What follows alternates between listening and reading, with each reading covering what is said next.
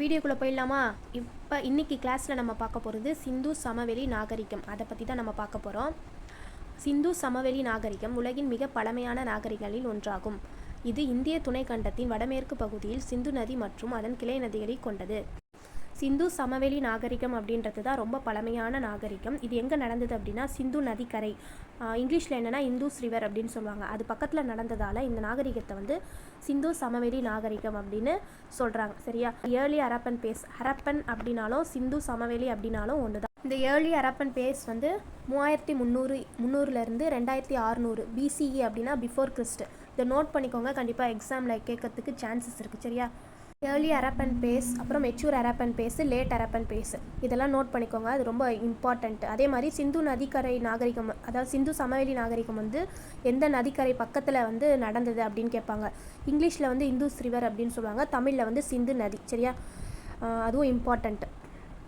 Next பாருங்கள், இது பாகிஸ்தான், இந்தியாவின் பஞ்சாப், ஹரியானா, ராஜஸ்தான், குஜராத் பகுதிகளுக்கு பரவி இருந்தது அப்படின்னு சொல்கிறாங்க. இது இப்போ உள்ள காலகட்டத்தில் இந்தியாவில் எங்கே இருந்தது அப்படின்னா பாகிஸ்தானில் கொஞ்சமாகவும், இந்தியாவில் பஞ்சாப், ஹரியானா, ராஜஸ்தான், குஜராத் இந்த பகுதிகளில் நடந்தது அப்படின்னு சொல்கிறாங்க. இந்த நாகரிகம் எகிப்து, மெசபொட்டோமியா நகரங்களை விட பரப்பளவில் பெரியது.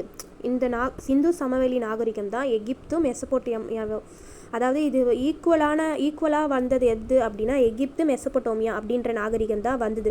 அதை விட வந்து இது பெருசு அப்படின்னு சொல்கிறாங்க. இந்தியாவில் இந்த நாகரிகம் வந்து எங்கே நடந்தது அப்படின்னு கேட்பாங்க கண்டிப்பாக.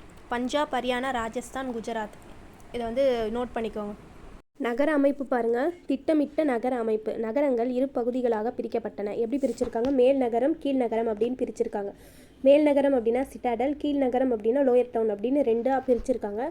சாலைகள் ஒரே கோணத்தில் சந்தித்தன. அதாவது அந்த சாலை எல்லாமே வந்து ஒரு கிரிட் பேட்டர்ன், ஒரு பேட்டர்னை வச்சு கட்டியிருந்தாங்க அப்படின்னு அந்த காலத்திலே வந்து சொல்லியிருக்காங்க. எரிந்த செங்கல் பயன்படுத்தப்பட்டது.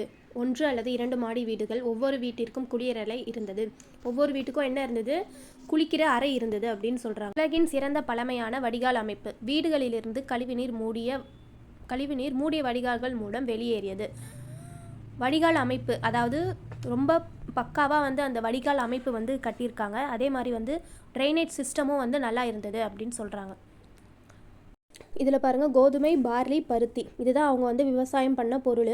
அதுக்கப்புறம் உலகில் முதலில் பருத்தி பயிரிடப்பட்டவர்கள் யார்? சிந்து சமவெளி மக்கள். நில மற்றும் கடல்வழி வாணிபம். வாணிபம் அப்படின்னா ஒன்றும் இல்லை, வணிகம் தான். மெசபொட்டோமியா வாணிப உறவு. லோத்தல் முக்கிய துறைமுகம். கடல்வழி மூலமாகவும் நிலவழி மூலமாகவும் வணிகம் இருந்தது அப்படின்னு சொல்கிறாங்க. யார் கூட வச்சுருந்தாங்க அப்படின்னா மெசபொட்டோமியா அப்படின்னு ஒரு கண்ட்ரி கூட வச்சுருந்தாங்க. அதுக்கப்புறம் லோத்தல் அப்படின்ற இடத்துல தான் வந்துட்டு முக்கிய துறைமுகம் இருந்தது அப்படின்னு சொல்கிறாங்க. மண்பாண்டம், நகை தயாரித்தல், முத்திரை செதுக்கல், லோக வேலை, செம்பு, வெண்கலம் வந்து அந்த ஆராய்ச்சியில் கண்டுபிடிச்ச பொருள். அப்படின்னா என்ன அர்த்தம் அப்படின்னா அங்கே இந்த தொழிலெலாம் வந்து நடந்தது அப்படின்னு சொல்கிறாங்க. சரியா? முத்திரைகள் பாருங்கள், கல்லால் செய்யப்பட்டவை. அதை எதால் செஞ்சுருக்காங்க அப்படின்னா கல் வச்சு தான் செஞ்சுருக்காங்க. இதில் விலங்கோட படம் என்ன இருந்தது அப்படின்னா காளை, யானை, இந்த விலங்கோட உருவங்கள் இருந்தது அப்படின்னு சொல்கிறாங்க. எழுத்து அப்படின்னா பிக்டோகிராஃபிக் அப்படின்னா ஒன்றும் இல்லை, உருவ வரைபடம். அதாவது அவங்க சொன்ன எழுத்து வந்து ஒரு வரைபடம் மாதிரி அப்படி இருந்ததால் நம்மளால் இன்னுமே அதை வந்து வாசிக்க முடியலை. ஓகேவா? ரெண்டாவது வந்து வழிபாடு. பசுபதி அப்படின்னா யாரும் இல்லை, சிவன் வழிபாடு இருந்ததாகவும், மரம், விலங்கு வழிபாடு, அதை வச்சு தான் அவங்க வந்து சாமி கும்பிட்டதா சொல்கிறாங்க. ஆனால் எந்த கோயிலுமே கிடையாது. சரியா? சிந்து சமவெளி நாகரத்தில் வந்து முக்கிய நகரங்கள் என்னென்ன கண்டுபிடிச்சிருக்காங்க? ஹரப்பா, மொகஞ்சதாரோ, லோத்தல், கலிபங்கன், துலவிரா. பக்கத்தில் இருக்கிறது வந்து இப்போ உள்ள காலகட்டத்துக்கு எந்த இடம் அப்படின்னா ஹரப்பானா பஞ்சாப், மொகஞ்சதாரோ அப்படின்னா சிந்து மகாகணம், சிந்து நதி, அதுதான் மொகஞ்சதாரோ. லோத்தல் அப்படின்னா குஜராத், கலிபங்கன் அப்படின்னா ராஜஸ்தான், துலவீரா அப்படின்னா குஜராத். சரியா? இதை வந்து கண்டிப்பாக கேட்பாங்க, படிச்சிருக்கோம், ரொம்ப ரொம்ப இம்பார்ட்டண்ட். இந்த முக்கிய நகரம்னு சொன்னால அதில் ஃபஸ்ட்டு பாருங்கள் ஹரப்பா நகரம். எப்போ கண்டுபிடிச்சாங்க அப்படின்னா 1921 அப்போ தான் கண்டுபிடிச்சிருக்காங்க. யார் கண்டுபிடிச்சா அப்படின்னா தயாராம் சஹினி அப்படின்றவர் தான் கண்டுபிடிச்சிருக்காரு. அங்கே கண்டுபிடிச்சதுலே முக்கியமானது எது அப்படின்னா கிரானரி, அதாவது தானிய களஞ்சியம். இந்த தானியம்லாம் சேர்த்து வைப்பாங்களே அதெல்லாம் அது வந்து அங்கே கண்டுபிடிச்சிருக்காங்க. ஹரப்பா நகரத்தில் முக்கியமாக எது கண்டுபிடிச்சிருக்காங்க? கிரானரி கண்டுபிடிச்சிருக்காங்க. ரெண்டாவது வந்து மொகஞ்சதாரோ என்பது சிந்து சமவெளி நாகரிகத்தின் மிகப்பெரிய மற்றும் சிறந்த திட்டமிட்ட நகரம் ஆகும். மொகஞ்சதாரோ என்ற பெயரின் பொருள் இறந்தவர்களின் மேடு அப்படின்னா ஒன்றும் இல்லை, மவுண்ட் ஆஃப் தி டெட் ஆகும். மொகஞ்சதாரோ அப்படின்றத ஒரு மிகப்பெரிய நாகரிகமாக அங்கே காணப்பட்டது. மொகஞ்சதாரோ அப்படின்ற பொருளுக்கு மீனிங் என்ன அப்படின்னா இறந்தவர்களின் மேடு. சரியா? மொகஞ்சதாரோவை கண்டுபிடிச்ச ஆண்டு எது? 1922. கண்டுபிடித்தவர் யார் அப்படின்னா ஆர்டி பேனர்ஜி. ரக்கல்தாஸ் பேனர்ஜி அப்படின்றவர் தான் 1922ஆம் ஆண்டு கண்டுபிடிச்சிருக்காரு. மொகஞ்சதாரோவில் என்னென்ன கண்டுபிடிச்சிருக்காங்க பாருங்கள். Great bath, dancing girl, priest king. பெரிய குளம் ஒன்று கண்டுபிடிச்சிருக்காங்க. கண்டிப்பாக இதை வந்து எக்ஸாமில் கேட்பாங்க. ரிப்பீட்டடான கொஷின். இது மூணுத்தையுமே மறக்கவே மறக்காதீங்க. என்னென்ன? பெரிய குளம், நடனமாடும் பெண் சிலை, தாடியுள்ள மனிதன் சிலை. ஓகேவா? லோத்தல் அப்படின்றது வந்து ஒரு துறைமுக நகரம். எப்போ கண்டுபிடிச்சிருக்காங்க? 1954. யார் அப்படின்னா SR ராவ் அப்படின்றவர் தான் கண்டுபிடிச்சிருக்காங்க. துறைமுகம் டாக்யார்டு இருந்ததாக சொல்கிறாங்க. அதுக்கப்புறம் வேர் ஹவுஸ், இந்த பொருளை சேகரித்து வைப்பாங்களே அந்த வேர் ஹவுஸ் இருந்ததாகவும், வணிகம் செஞ்சதாகவும் சொல்கிறாங்க.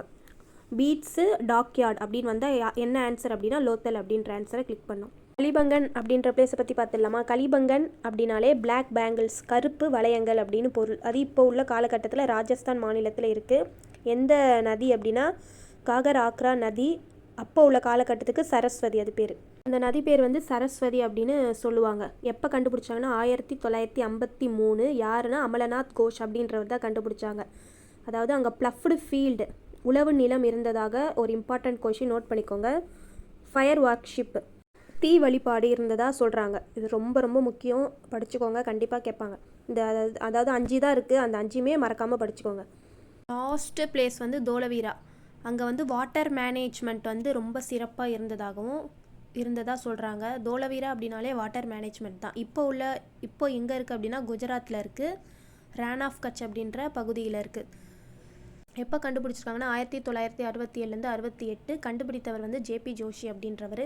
இங்கே உள்ள கட்டடம் எல்லாமே சுண்ணாம்பு கல்லை வச்சு பில்ட் பண்ணியிருக்காங்க, அதாவது கட்டியிருக்காங்க. முக்கியமாக வந்து கண்டுபிடிச்சது என்ன அப்படின்னா சைன் போர்டு, எழுத்து பலகையை கண்டுபிடிச்சிருக்காங்க. இந்துஸ் வேலி சிவிலைசேஷன் வந்து இதோட முடிஞ்சுது. சிந்து சமவெளி நாகரிகம், இதை வந்து ரொம்ப முக்கியம். இது வந்து எக்ஸாமில் அட்லீஸ்ட் ஒரு 1 or 2 கொஷின்ஸ் வந்து கண்டிப்பாக கேட்டுருவாங்க.